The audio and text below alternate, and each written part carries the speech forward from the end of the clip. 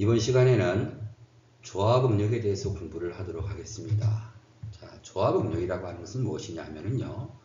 내압을 받는 용기, 어떤 걸 생각할 수 있을까요?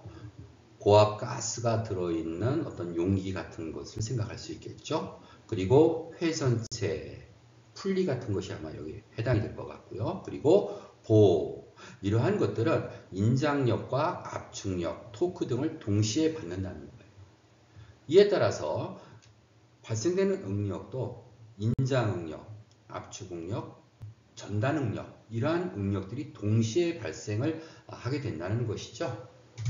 자, 여기에 지금 그림을 보시게 되면 보가 있습니다. 한쪽 끝이 고정되어져 있고 다른 자유단에 지금 이렇게 하중이 작용되고 있습니다. 그럼 이 보는 어떻게 될까요? 이렇게 굽힘을 일으키게 됩니다. 예, 이랬을 때 위쪽에서는 길이가 늘어나요. 즉 인장력이 작용되는 것처럼 되죠. 그래서 위쪽에서는 인장응력이 발생이 되고요. 아래쪽은 어떻게 될까요? 길이가 줄어듭니다. 그러면서 압축력이 작용이 됨으로써 압축응력이 아래쪽에서는 발생이 되게 됩니다. 만약에 이 재료가 축이다 라고 한다면 어떻게 돼요? 회전을 하게 되니까 여기에 토크가 이렇게 작용이 되겠죠. 예, 토크가 비틀림 모멘트가 발생이 되게 됩니다. 그러면 이 재료 내부에는 전단응력 타우까지도 같이 발생이 되게 되죠. 자, 이와 같이 여러 단순응력들이, 단순응력이라는 것은 바로 인장응력이나 압축응력, 전단응력을 말합니다. 이러한 여러 단순응력들이 합성된 응력을 뭐라고 한다? 조합응력이라고 한다. 그리고 특히 이축 방향으로 작용하는 응력, 자, 여기 지금 이렇게 X축이 있고 이렇게 Y축이 이렇게 있습니다. 예, 이 X축, Y축 두 방향으로 동시에 응력이 작용될 때 이러한 응력을 갖다가 이축 응력이다 이렇게 얘기를 합니다. 3축 방향으로 작용하는 응력, 이거 뭐예요? 축이 하나 더 있어요. 이렇게요. 예, Z축이 하나 더 있어요. 이렇게 3축 방향으로 작용되는 응력, 예, 이러한 응력을 이제 우리가 3축 응력이다 이렇게 얘기를 하는 것이죠.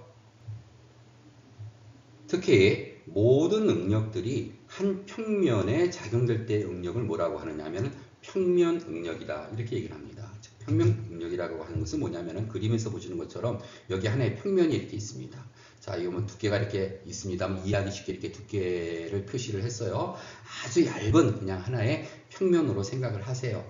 이러한 그 한 평면에 재료의 단면입니다. 평면에 이와 같이 시그마 X, 시그마 Y, 그 다음에 타우 이런 응력들이 한 평면상에 이렇게 작용될 때 응력을 뭐라고 한다? 평면 응력이다 이렇게 얘기를 합니다.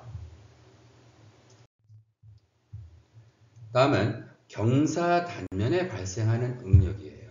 자, 이건 뭐냐면요. 우선 이 그림을 보도록 하겠습니다. 네, 길이가 아주 이렇게 짧은 어떤 재료가 있습니다. 이 재료에 이렇게 압축 하중이 지금 작용이 돼요. 그랬을 때 이 재료가 파괴되는 단면의 형상을 보게 되면요, 이렇게 경사지게 파괴가 됩니다. 이게 경사지게 파괴가 된다는 것은 바로 이 경사면에 어떤 힘들이 작용이 됐기 때문에 이렇게 파괴가 된다는 얘기거든요. 네, 그래서 여기 보시게 되면은 균일 단면을 갖는 길이가 짧은 재료에 축 방향으로 지금 이렇게 압축 하중이 작용이 됐잖아요. 예, 또는 이제 인장력도 작용이 될 수가 있겠죠. 이렇게 됐을 때 그 파단된 그 재료의 그 단면이 이렇게 경사지게 파단이 된다. 경사진 파단면을 갖는다라는 겁니다. 자, 이것은 외력, 즉 피를 말하는 거죠. 이 외력이 이 횡단면과 이 재료의 횡단면 하면 이 단면을 말하죠. 이 횡단면과 직각 방향인 축방향으로 작용하였으나, 직각 방향인 이 축방향으로 작용을 하였으나 이 축방향의 힘 P가 여기 그림에서 보시는 것처럼 그 경사면에 이 경사면이 바로 뭐예요? 여기에서 N-면이 되겠죠.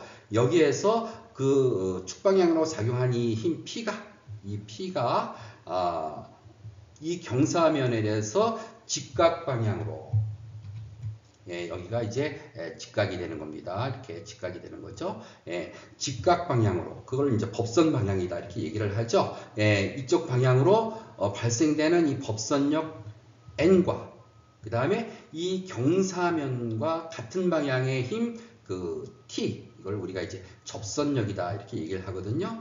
이 법선력 n과 t로 작용이 되기 때문이다 라는 것입니다. 이건 뭐냐 하면은 바로 이 P라고 하는 이 힘을 어떻게 해요? 두 개의 힘, 경사면에 대해서 직각 방향의 법선력 N과 그 다음에 이 경사면 방향의 접선력 T로 이렇게 나누어 놓은 거죠. 저는 그 전에 시골에 살 때 그런 걸 봤어요. 이제 그 논이라든가 밭을 이제 그 가를 때 봄이 돼서 가를 때 혼자서 이렇게 삽으로다가 이렇게 농사를 짓는 게 힘들잖아요. 예, 그럼 품앗이라는 것을 해가지고서 어떻게 하냐면요, 이렇게 여기에 이렇게 삽이 이렇게 있어요. 이제 가래라고 이렇게 얘기를 했던 그 생각이 나는데요. 여기에 이제 사람이 하나 이렇게 삽 자루를 잡고 그 다음에 여기에 이제 그 삽에 구멍이 뚫려 가지고 양쪽에서 양쪽에서 이렇게 이걸 잡아당깁니다. 두 사람이. 여기도 사람이 이렇게 하나 있어요. 사람이 하나 이렇게 있어요. 그래서 이렇게 잡아당겨요. 그러면 이 삽이 나가는 방향은 어떤 방향으로 나가요? 이런 방향으로 나가죠. 그래서 이 두 힘의 합력이 얘죠. 반대로 이 힘을 나누면 바로 이 두 개의 힘이 되는 거예요. 힘이라고 하는 것은 크기와 방향을 갖고 있는 벡터량입니다. 이 벡터량은 이렇게 합할 수도 있고 나눌 수도 있는 거예요. 그래서 이 재료에서 지금 작용된 여기서 이제 인장력 이 P를 갖다가 두 개의 힘 N과 T로 이렇게 나눈 거예요. 그러니까 N과 T로 나누면 P는 없어지는 거죠. 그죠? 또 N과 T가 없으면 P만 남는 겁니다. 무슨 말씀인지 알겠죠? 이렇게 경사 단면상에서 법선력 그리고 법선력 N하고 접선력 T로 작용을 하는 것으로 이렇게 이제 우리가 볼 수가 있어요. 그러다 보니까 이 경사 단면에 대해서 이렇게 힘이 작용되다 보니까 재료가 이렇게 경사지게 이렇게 파단이 된다라는 것입니다. 따라서 경사 단면 M-N- 상에서는 이게 지금 경사 단면 M-N- 바로 이 경사면이 되겠죠. 이 경사면에는 두 개의 응력이 발생이 되는데 어떤 응력이 발생이 될까요? 바로 이 법선력에 의해서 발생하는 법선 응력 시그마 n으로 표시하겠습니다. 그리고 접선력 t에 의해서 발생되는 전단 응력 타우가 존재를 하게 됩니다. 바로 이 응력이 되는 거죠. 그래서 이 경사 단면에는 이 법선 응력과 전단 응력 두 개의 응력이 동시에 발생이 되게 됩니다. 자, 그러면 이제 경사 단면에 발생하는 법선 응력 시그마 n과 전단 응력 타우를 한번 구해 보도록 하겠습니다. 자, 이게 그림에서 지금 인장력 P와 P가 작용을 합니다. 앞에서 그림에서는 이 P가 이쪽 끝에서 여기에서 이렇게 작용을 했죠. 이제 이 경사 단면에서의 응력을 해석하기 위해서 이쪽에 작용하던 이 힘을 이 경사 단면까지 이걸 끌어왔다 이렇게 생각을 하시면 되겠어요. 그리고 여기에서 이제는 이 P는 없고 불력 N과 T가 작용하는 걸로 그렇게 보시면 됩니다. 그러니까 지금 현재 이 물체에는 이쪽 좌측 방향으로의 인장력 P와 그 다음에 이 경사면에서의 법선력 N과 접선력 T 이렇게 세 힘이 작용하는 걸로 보고 그렇게 여러분들이 이해를 하시면 되겠습니다. 자, 그럼 여기에서 횡단면 MN과 이게 횡단면이죠. 횡단면 MN과 경사단면 MN' 면적 그 어느 겁니까? 여기서부터 여기까지의 면적이 되겠죠. 이 경사 면적을 말합니다. 이 면적을 각각 기호 A와 A'으로 하면 이 A'은 어떻게 되느냐? 코사인 세타분의 A가 된다라고 했어요. 왜 그럴까요? 여기에서 이게 세타잖아요. 여기가요. 그렇죠? 그러면은 결국은 이렇게 했을 때에 이 각도와 이 각도는 서로 엇각이죠. 그럼 여기가 이제 세타가 되는 거죠. 그럼 여기에서 코사인 세타는 코사인 세타는 어떻게 되나요? 빗변분의 밑변이잖아요. 빗변이 오는 거예요. 이게 빗변이죠. 그리고 밑변이 오는 거예요. 얘가 되죠. 그렇게 되면 어떻게 되나요? 코사인 세타는 A 프라임분의 A 이렇게 되잖아요. 여기서 이 A가 뭐가 되나요? 바로 이 횡단면적이 되잖아요. 그죠? 바로 이 면적이 된단 말이에요. 자, 그럼 여기에서 A 프라임 값은 어떻게 됩니까? 코사인 세타분의 A가 된다는 얘기잖아요. 예, 그러면은 여기에서 시그마 X는 바로 이 횡단면적을 말해요. 예, 바로 여기서는 이 면적이 되겠죠. 예, 시그마 X는 A분의 P입니다. 이 면적이 A니까 A분의 P. 그리고 시그마 N은 그럼 어떻게 되나요? 바로 이 경사면에 발생하는 법선 응력이죠. 바로 이 값입니다. 시그마 N은 바로 이 면적이 A'이잖아요. 그죠? 그러니까 A'분의 작용하는 힘이 뭐예요? N이잖아요. 그러니까 A'분의 N 이렇게 됩니다. 자, 근데 여기에서 A'이 뭐라고 그랬습니까? 여기에서 코사인 세타분의 A가 된다고 했잖아요. 그래서 A' 대신에 코사인 세타분의 A를 대입을 하고요. 그 다음에 N은 앞에서 P의 코사인 세타 값이었습니다. 그래서 이 식을 정리하게 되면은 A분의 P 코사인 세타의 제곱 이렇게 되죠. 근데 여기에서 A분의 P가 바로 시그마 X니까 이 식은 시그마 X의 코사인 세타의 제곱이 됩니다. 예, 이게 지금 이 경사면에 발생하는 바로 이 법선 응력 값이 됩니다. 자, 다음에는 전단 응력을 구하겠습니다. 바로 이 값이죠. 전단 응력을 구해보도록 하겠습니다. 전단 응력 타우는 면적분의 힘이에요. 면적이 뭐예요? 이 경사면적이잖아요. 경사면적 A'분의 접선력 뭐예요? T죠. 예, 이쪽 방향으로 작용하는 힘. 그래서 A'분의 T 이렇게 됩니다. 근데 여기에서 A' 역시 마찬가지로 코사인 세타분의 A가 됐습니다. 대입하고요. 또 T는 접선력은 앞에서 P의 사인 세타였거든요. 그래서 이게 정리를 하게 되면은 A분의 P의 사인 세타, 코사인 세타 이렇게 됩니다. 그런데 여기에서 사인 세타, 코사인 세타 이 값은 뭐하고 같냐 하면은 2분의 1의 사인 2세타 값하고 같습니다. 예, 그래서 이 A분의 P의 사인 세타, 코사인 세타를 다시 식을 정리하게 되면 이렇게 2분의 1의 A분의 P는 시그마 X니까는요. 2분의 1의 시그마 X의 사인 2세타 이렇게 정리가 되겠습니다. 자, 그럼 여기에서 이제 이 법선 응력에서 최대값을 한번 구해보자는 거죠. 자, 그래서 이 최대값을 시그마 n 맥시멈으로 놓게 되면 식에서 세타는 0도. 자, 여기서 지금 시그마 x의 코사인 세타의 제곱인데요. 코사인 값에서 최대값은 얼마입니까? 1이죠. 예, 코사인 0도는 얼마예요? 1이죠. 그럼 코사인 90도는요? 0이 됩니다. 예, 그러니까는 코사인 값에서 최대값이 1인데 최대가 될 때의 그 각도는 0도라는 얘기예요. 예, 그래서 이 A식에서 세타 대신에 0도를 대입하게 되면 식이 어떻게 되나요? 시그마 n 맥시멈은 시그마 x의 코사인 0도의 제곱이 됩니다. 그럼 코사인 0도는 얼마예요? 1이니까. 그죠? 1의 제곱은 또 1이잖아요. 그래서 이 시그마 n 맥시멈 최대값은 최대 법선 응력은 그대로 시그마 x가 됩니다. 다음 최대 전단 응력을 한번 구해 보겠습니다. 자, 최대 전단 응력을 타우 맥시멈이라고 한다면 여기 식 B에서 이 값이 최대가 될 때예요. 자, 그럼 사인 값에서 최소값 최대값. 자, 사인 0도는 얼마가 되나요?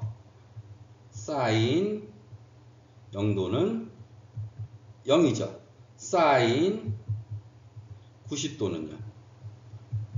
1이죠. 그죠? 예. 최대가 될 때는 세타가 90도일 때예요. 그럼 여기 이 식에서 이게 2세타니까 2 곱하기 45 하게 되면은 그게 90이 되잖아요. 예. 그래서 세타는 45도일 때 일어난다는 거예요. 그래서 대입을 하게 되면은요. 2분의 1 시그마 x의 사인 2세타에서요. 여기에서 세타 대신에 45도를 대입하면 이렇게 식이 변하죠. 그래서 결국 사인 90도는 1이니까 타우 맥시멈은 2분의 1 시그마 x 이렇게 된다는 거죠. 자, 그러면 이때 법선 응력은 얼마가 되겠느냐라는 거예요. 즉 세타가 45도일 때 법선 응력 시그마 n을 구해보자는 거죠. 그러면 이 식에다가 세타 대신에 45도를 대입하면 되겠네요. 자, 시그마 n 이꼴 시그마 x의 코사인 세타의 제곱인데 여기에서 이 세타 대신에 45도를 대입을 해봤습니다. 자, 그렇게 되면 어떻게 되나요? 이 값은요. 코사인 45도는 얼마인가요? 코사인 45도 2분의 루트 2죠. 그런데 이 코사인 45도의 제곱이에요. 예, 그럼 여기다가 제곱. 그럼 얘도 제곱을 해줘야 되겠죠. 그러면 어떻게 돼요? 4분의 2가 되잖아요. 그 값은 얼마가 되나요? 2분의 1이 되잖아요.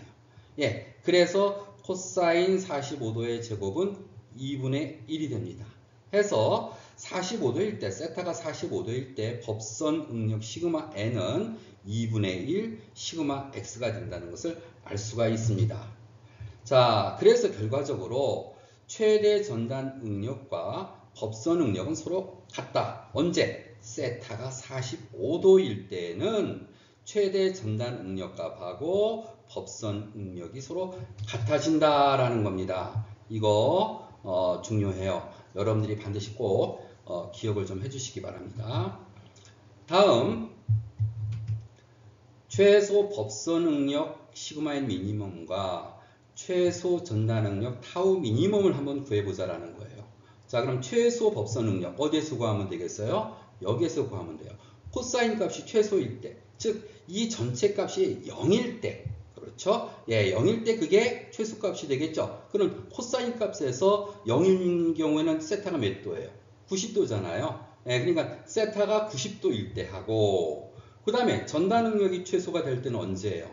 전단 응력 구하는 식이 이거잖아요. 그죠? 예, 자, 그럼 여기서도 마찬가지로 이 사인 값이 최소가 돼야 돼요. 그럼 세타가 몇 도일 때 해야 돼요? 사인 2 곱하기 0은 0이니까 세타는 0도일 때 일어납니다. 예, 그래서 식을 대입해서 계산을 하면 법선 응력 최소값 시그마 n 미니멈은 시그마 x의 코사인 90도의 제곱 0이 된단 말이에요. 그리고 타우 미니멈 역시 마찬가지로 사인 값이 0일 때죠. 예, 그래서 세타가 0도일 때 대입을 하게 되면은 이 전체 값은 0이 됩니다. 자, 이제 공액 응력에 대해서 알아보도록 하겠습니다. 자, 공액 응력이라고 하는 것은 뭐냐? 힘의 평형 상태에 있는 재료 내부의 단위 면적에 대해. 이 말은 무슨 얘기일까요? 자, 힘의 평형 상태래요. 자, 지금 현재 이 재료가 이렇게 하중을 받아가지고 지금 좌측으로도 우측으로도 움직이지 않고 지금 정지되어 있어요. 이러한 상태를 말하죠. 이런 상태에서 재료 내부의 단위 면적에 대해서 여기서 이제 경사면을 가지고 얘기를 하겠습니다. 이 경사면에 대해서 방향이 90도 다른 단위 면적에 작용하는 수직 응력과 전단 응력이래요. 자, 이 얘기는 무슨 얘기입니까?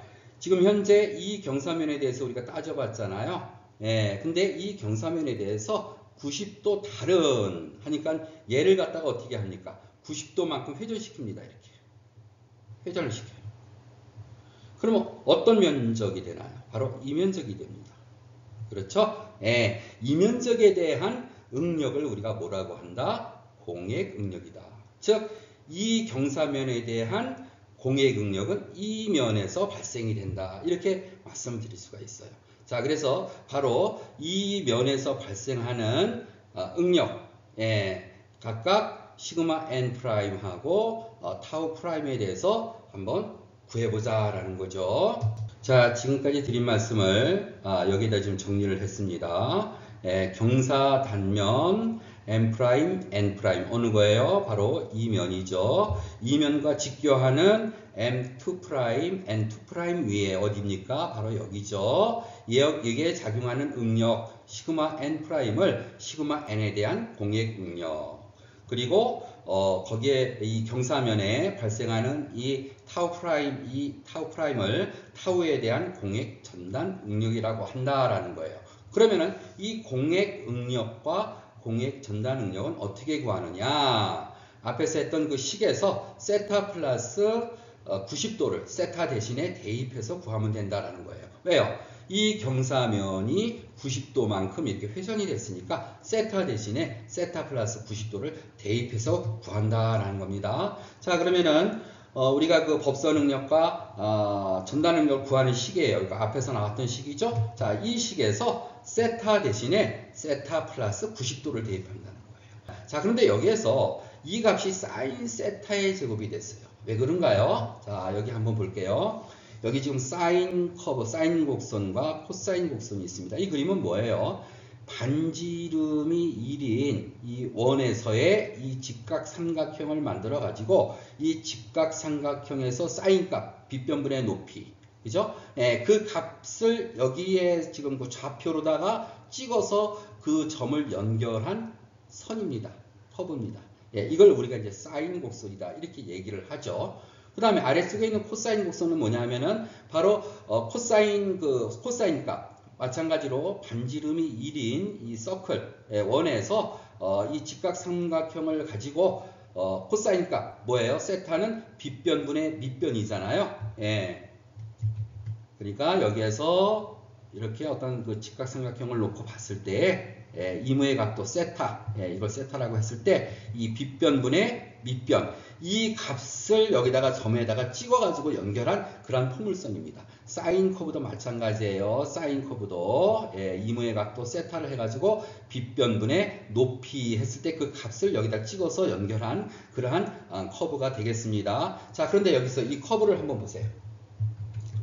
사인 커브는 여기에 원점을 통과합니다. 그렇죠? 0을 통과해요. 코사인 커브는 어떻습니까? 90도만큼의 위상차를 갖습니다. 그러니까는 뭐예요? 코사인 커브가 90도를 가면은 바로 이 사인 커브하고 겹쳐지게 되죠. 그죠?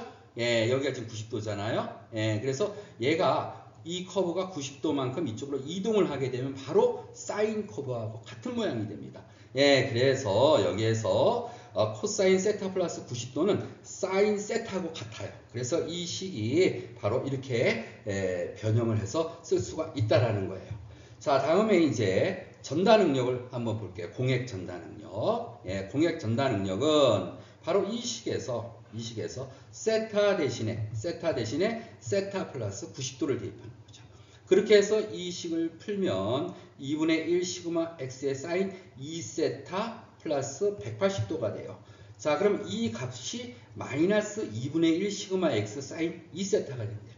사인 2세타의 그 커브가 180도만큼 가게 되면은 부호가 마이너스로 변한다는 얘기거든요. 자, 이 얘기는 뭐냐 하면은요.